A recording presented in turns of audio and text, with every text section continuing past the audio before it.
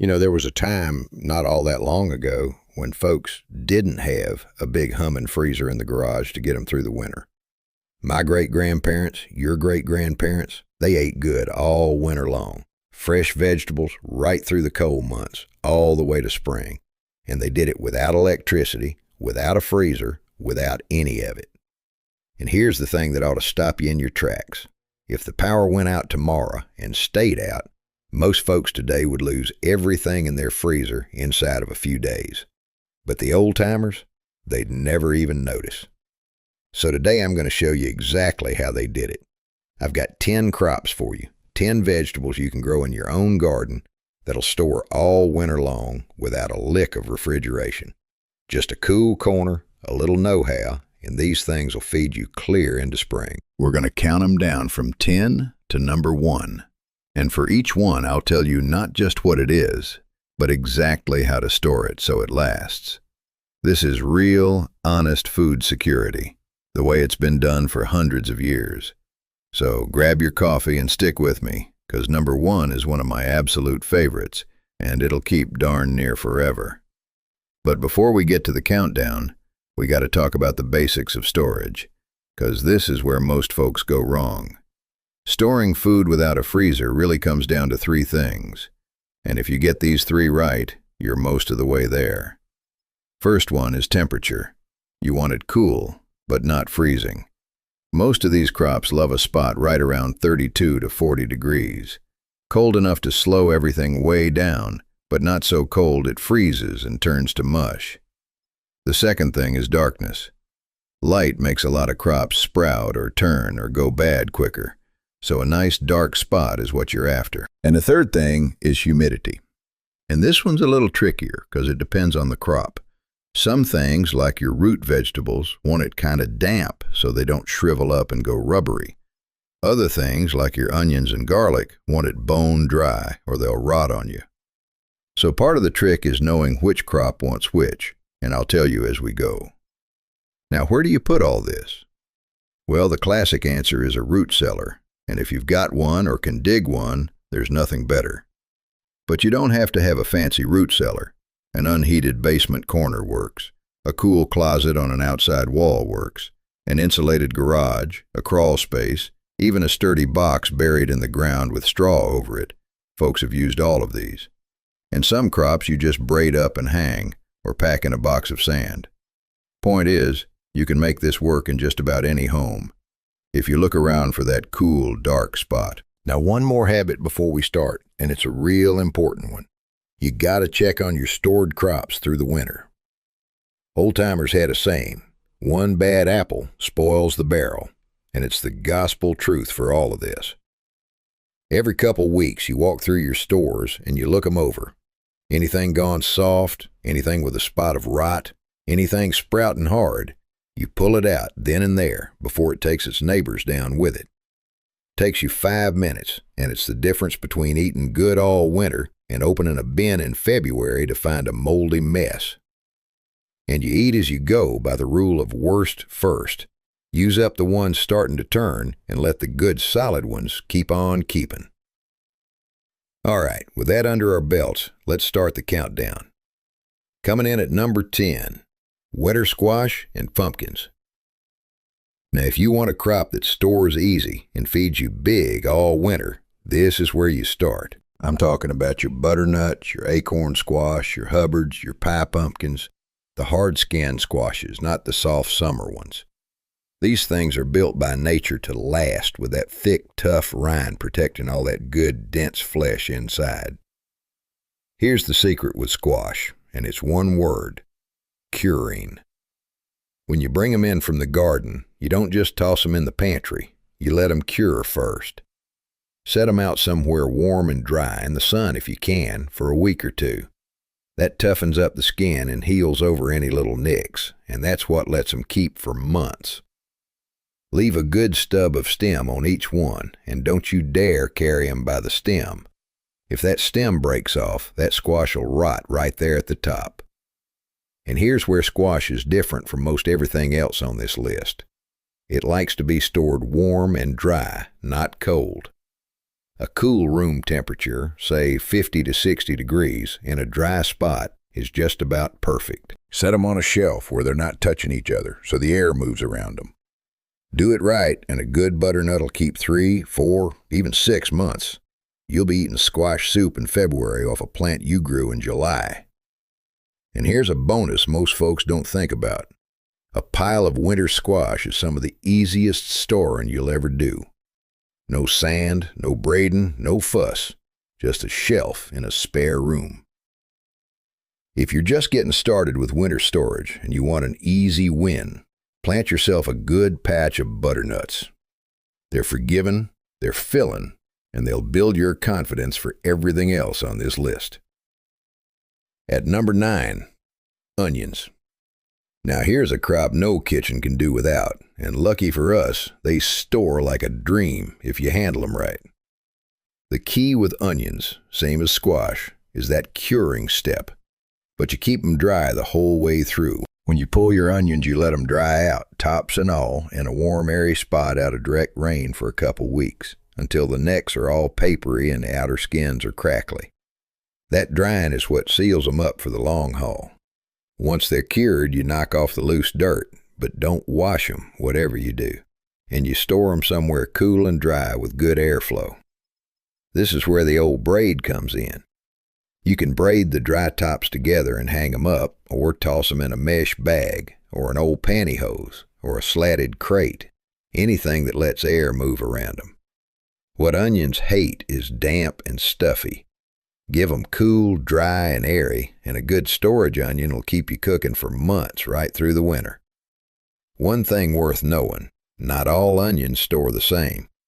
Your sweet onions, like the big mild ones, they taste wonderful, but they're mostly water, and they don't keep worth a darn. So eat those up first, fresh out of the garden. It's the pungent, sharp storage onions, the good, strong, yellow keepers that'll last you clear through to spring. So when you're picking what to plant, if winter storage is your goal, plant the varieties that say storage or keeper right there on the packet. Same rule as everything else on this list. Match the variety to the job, and you'll be a lot happier come January. And at number 8, close cousin to the onion, garlic. Now, if there was ever a crop that pays you back for a little effort, it's garlic. You plant it in the fall, it about grows itself, and then it stores longer than almost anything if you cure it. And it's the same drill as onions. When you dig your garlic, you don't eat it fresh and call it done. You cure it.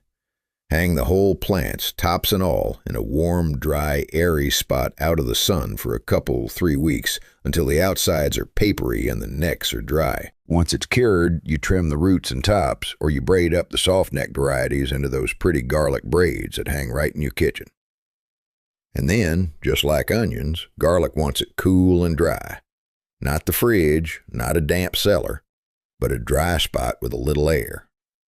A well-cured head of garlic will keep 6 months, some varieties even longer, and you'll have your own garlic to cook with and to plant again next fall.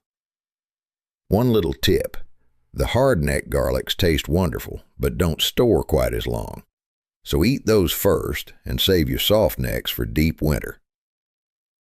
Rolling on to number 7, potatoes. Now here's the big one. The crop that's kept whole families and whole countries fed through the winter for generations. A good crop of potatoes in the cellar is money in the bank. But you gotta store them right, and there's a couple things folks get wrong every time. First off, when you dig them, let them cure a week or two in a cool, dark, humid spot, around 50, 60 degrees, so the skins toughen up. That healing is what lets them store. And now the big rule with potatoes. Keep them in the dark. I mean it.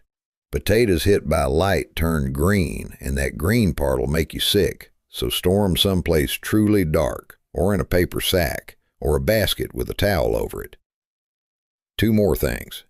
Don't ever wash them before storing. That little bit of dirt actually helps them keep. Just brush them off. And don't store them right next to your apples, and I'll tell you why when we get to the apples. Keep them cool, dark, and a touch humid, and a good storage potato will feed you clear through to spring. And let me say a quick word on how much to plant, 'cause folks always ask. Potatoes are one of the best bangs for your buck in the whole garden. A single seed potato can give you a good handful of spuds, and a small patch will fill a bin. If you've got a family to feed and a place to store 'em, potatoes and squash are the two crops I'd plant the most of, 'cause they give you the most food for the least fuss, and they're the backbone of eating through a long winter. Plant more than you think you need. A well-stocked bin never went to waste on a farm. All right, we're at number 6, and now we're getting into the root vegetables, starting with a real champ, carrots. Now, a fresh, sweet carrot in the dead of winter is a thing of beauty, and it's easier than you'd think. But here's where we flip everything we said about onions on its head. Carrots don't want dry, they want damp. A carrot's mostly water, and if you just set it on a shelf, it'll go limp and rubbery on you in no time. So here's the old trick, and it works like magic. You pack 'em in damp sand. You get yourself a box or a bucket, put down a layer of just damp sand. Sawdust or peat works too. Lay your carrots in so they're not touching, cover 'em with more sand, and keep layering. Then you set that box somewhere cold, right around freezing but not quite, like a root cellar or a cold garage. Packed like that, in the cold and the damp, carrots will keep crisp and sweet for months. 2 things. Twist or cut the green tops off first, 'cause the tops will pull moisture right out of the root. And don't wash 'em, just brush the dirt off. Now, if you don't even want to dig 'em, here's a bonus method the old-timers loved. Leave 'em right in the ground. In a lot of places, you can pile a thick blanket of straw or leaves over your carrot bed before the ground freezes hard, and just go out and dig 'em as you need 'em all winter. The ground itself becomes your root cellar. Works a treat for carrots, and it don't cost you a thing. In fact, a lot of folks swear the carrots taste even sweeter after they've sat through a cold snap in the ground. The plant turns its starch to sugar to protect itself from the frost, and you get the reward. Just be sure to mark your row with a stake before the snow flies so you can find it, and get 'em all dug before that ground freezes up solid as a rock. Number 5, and it stores just like its cousin, the carrot, beets. Now, beets are one of the most underrated storage crops there is. They're tough, they're forgiving, and they'll sit in storage for months without complaining. Same exact method as carrots. You pack 'em in a box of damp sand and keep 'em cold, just above freezing. Cut the tops off, but here's a little tip. Leave about an inch of the stem on, and don't cut into the root itself or trim the little taproot too close, 'cause beets will bleed out their color and go soft if you cut 'em up before storing. And don't you throw away them beet tops neither. The greens are good eating. Cook 'em up like spinach that same night.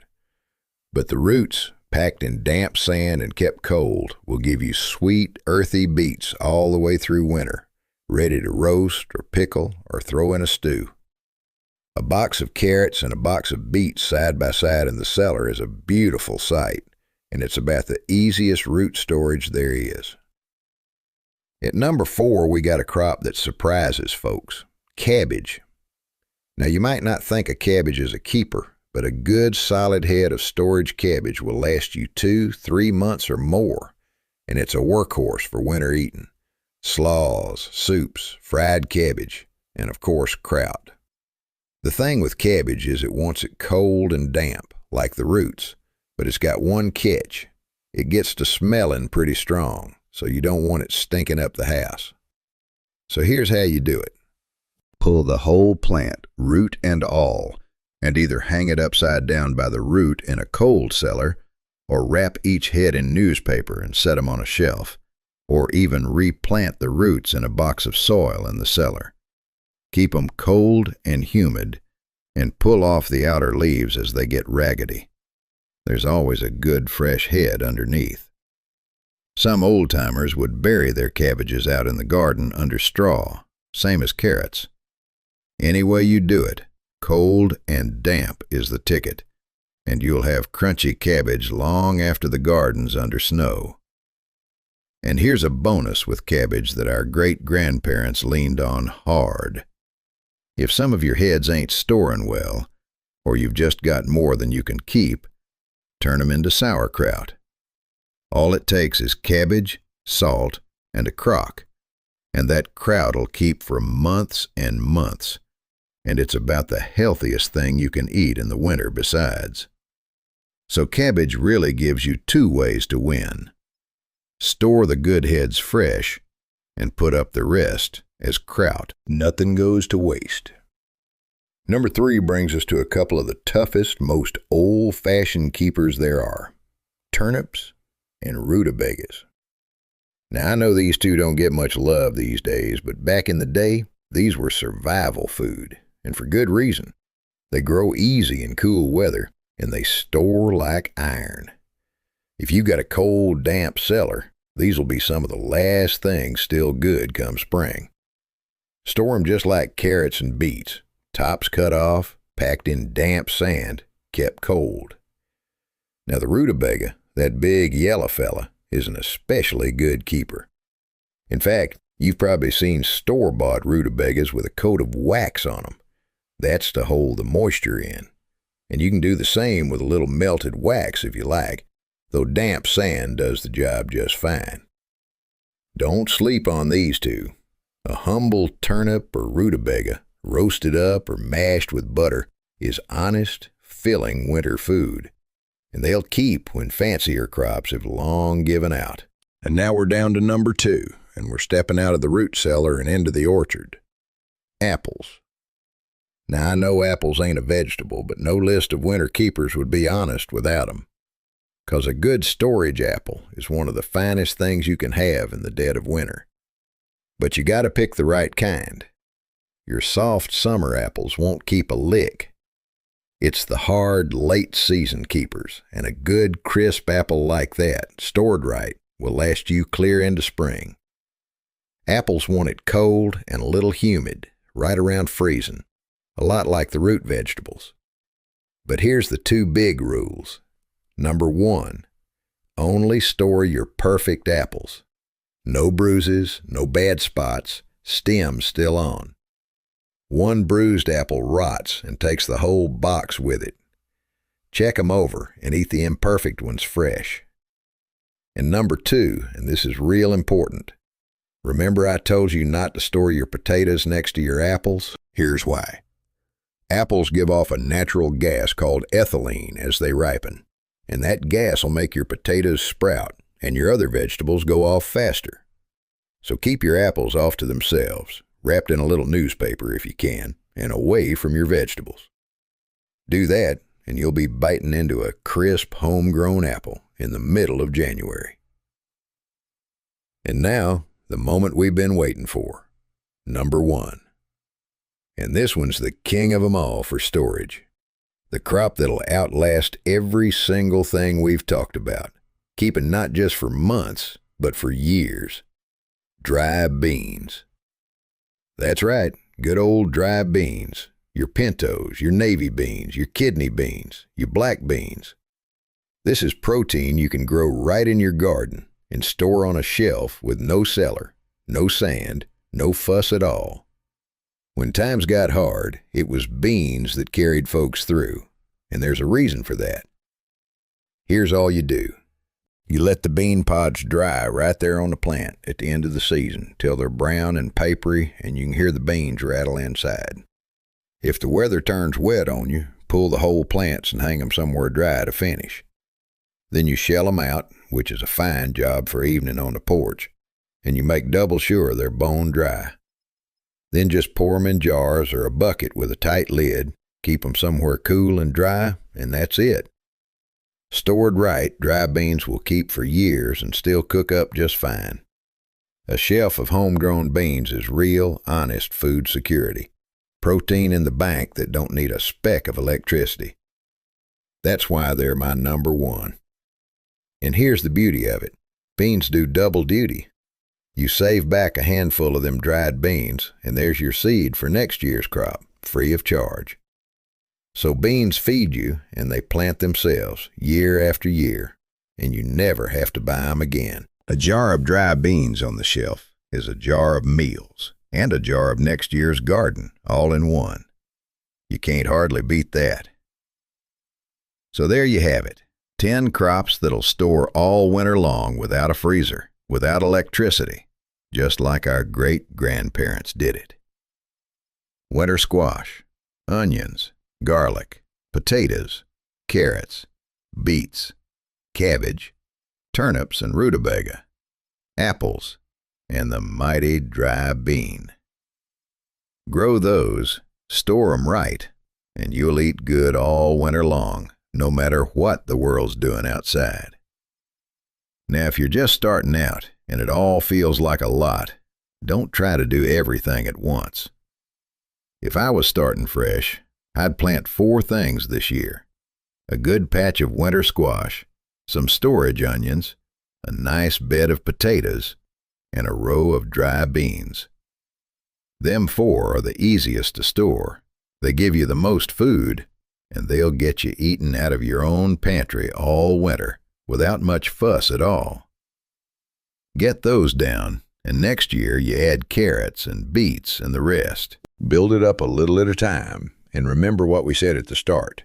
Walk through your stores every couple weeks, pull anything starting to turn, and eat worst first. Do that, and a good fall harvest will feed your family right through to the spring garden. If this was helpful to you, do me a big favor and smack that like button. It truly helps this little channel grow. And if you ain't subscribed yet, come on and join us. I put out honest, down-to-earth homestead and gardening advice every single week, straight from the farm. And I want to hear from you down in the comments. What's your favorite crop to store for winter, and how do you keep it? I read every one. Now get on out there and grow something worth keeping. Take care, y'all.